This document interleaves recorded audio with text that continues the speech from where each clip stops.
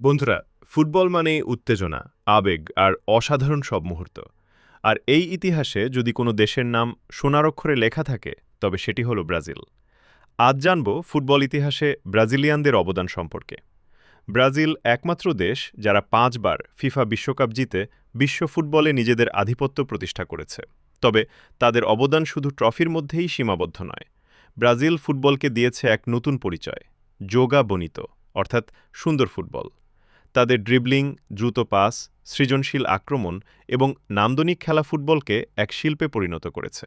বিশ্ব ফুটবল পেয়েছে ব্রাজিলের মতো দেশ থেকে অসংখ্য কিংবদন্তি: পেলে, গ্যারিনচা, জিকো, রোমারিও, রোনালদো নাজারিও, রোনালদিনহো, কাকা এবং নেইমার। এদের প্রত্যেকেই নিজেদের প্রতিভা দিয়ে ফুটবল ইতিহাসে অমর হয়ে আছেন। শুধু খেলোয়াড়ই নয়, ব্রাজিলের ফুটবল দর্শন বিশ্বের অসংখ্য কোচ ও খেলোয়াড়কে অনুপ্রাণিত করেছে।